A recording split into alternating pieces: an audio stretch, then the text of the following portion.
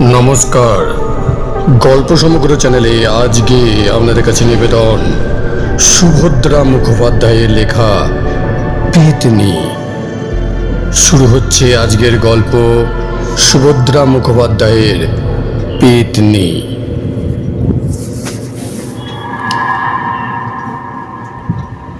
বনগা লাইনের এক মফস্বল শহরে নেমে গরুর গাড়ি করে 7-8 মাইল গ্রামের দিকে গেলে তবে যোগেশ ডাক্তারের বাড়ি।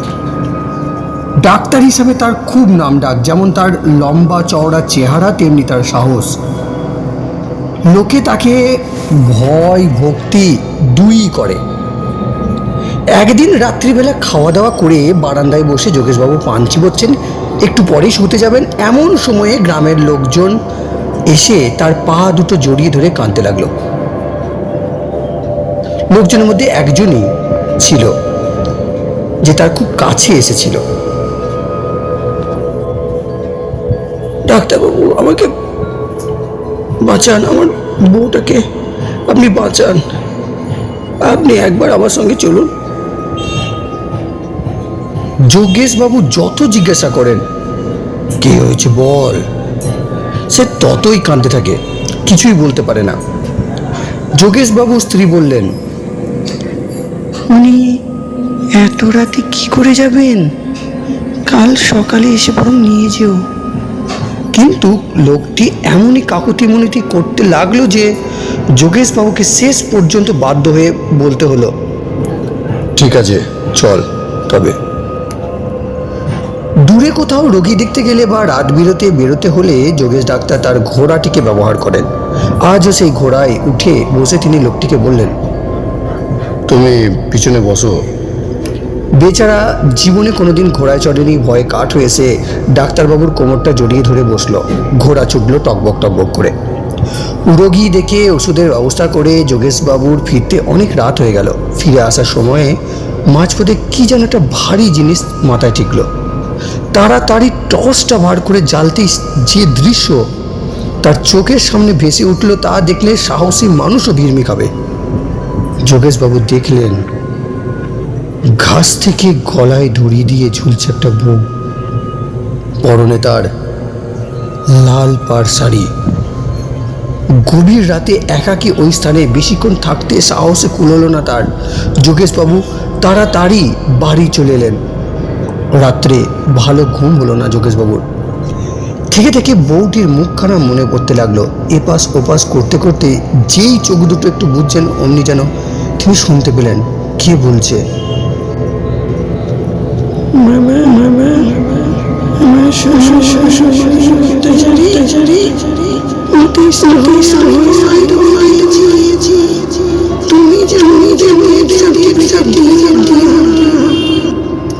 যোগেশবাবুর ঘুম ভেঙে গেল।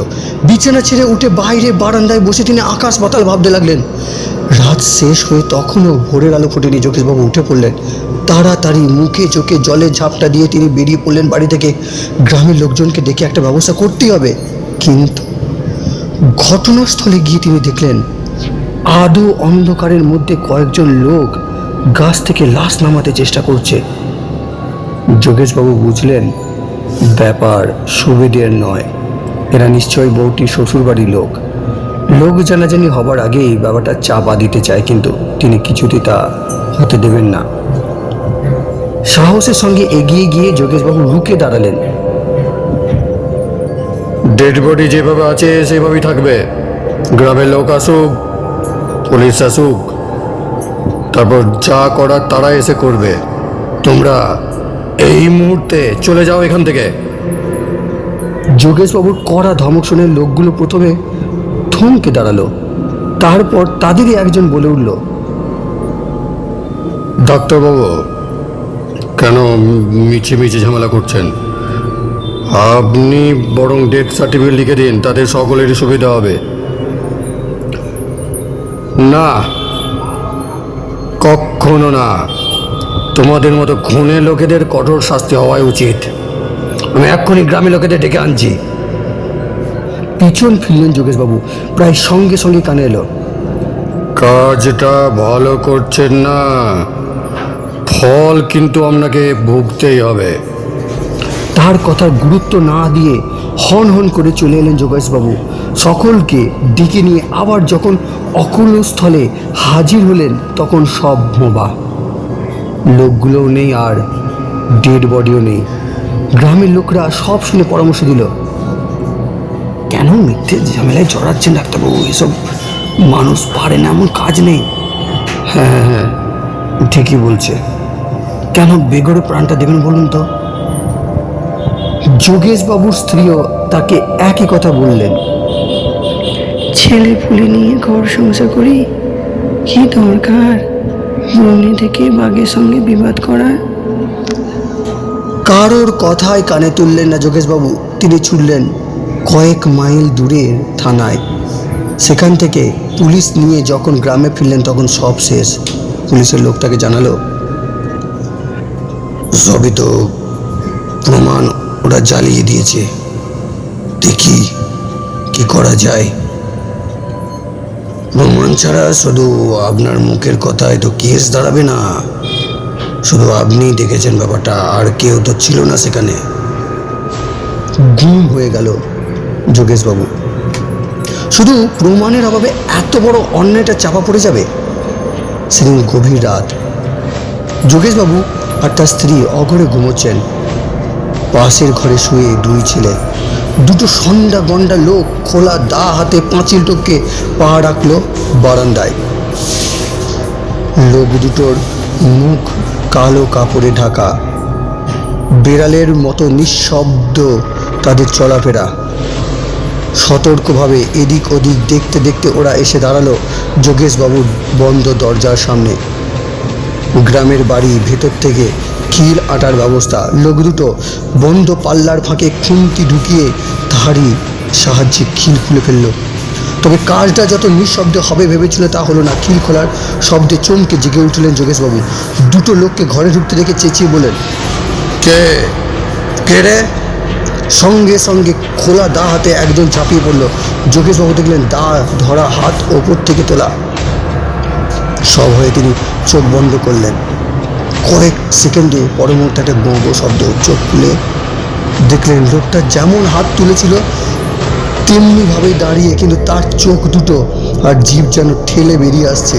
দেখে মনে হয় বুঝি কেউ আসরিক শক্তিতে তার গলাটা টিপে ধরেছে। সঙ্গী লোকটাও কেমন ভেবাচেকা হয়ে দাঁড়িয়ে। পলকের মধ্যে তাদের বিস্ফারিত চোখের সামনে লোকটা মুখ থুবড়ে মাটিতে পড়ে গেল, আর উঠল না।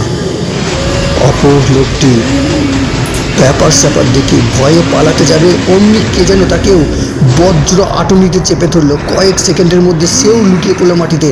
যোগেশবাবু চিৎকারে তার স্ত্রীরও ঘুম ভেঙে গিয়েছিল। খোলা দা হাতে দুজন লোককে ঢুকতে দেখে আর তাদের পরিণতি প্রত্যক্ষ করে ভয়ে তিনি জ্ঞান হারিয়েছিলেন। লোক দুটো মারা পড়তেই যোগেশবাবু আগে ছুটলেন ছেলেদের ঘরে। ওরা ছোট, ওদের কোনো বিপদ আপদ হয়নি তো?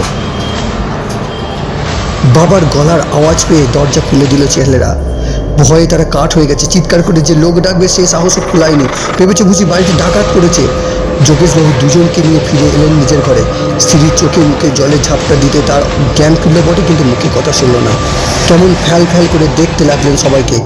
ছেলে দুটোরও তথৈবচ অবস্থা। মাটিতে শোয়া লোক দুটোকে নিষ্পলক দেখতে লাগলো। তিনজন নির্বাক মানুষকে নিয়ে রাতটা যে কিভাবে কাটালেন যোগেশবাবু তা তিনি নিজেই জানেন। সকাল হতে খবরটা ঝড়ের বেগে ছড়িয়ে পড়লো সারা গ্রামে। বহু লোক জড়ো হলো। সবাই বুঝলো এ সেই বউটির শ্বশুরবাড়ির লোকেদের ষড়যন্ত্র। কিন্তু সবাই আশ্চর্য হয়ে ভাবলো গুন্ডাগুলোকে মারলো কে? একমাত্র যোগেশবাবুই বুঝেছিলেন এ আর কেউ নয়, সেই বউটি তার হত্যার প্রতিশোধ নিয়েছে। যোগেশবাবু তার কথা শুনেছিলেন, তাই সেও তাকে বাঁচালো। বেলা বাড়তে আরও এক চাঞ্চল্যকর খবরে গাঁ আবার তোলপাড় হলো। কে বা কারা বউটির স্বামী এবং শ্বশুরকেও গলা টিপে মেরে রেখে গেছে। শেষ হলো আজকের গল্প সুভদ্রা মুখোপাধ্যায়ের পেতনি। ধন্যবাদ।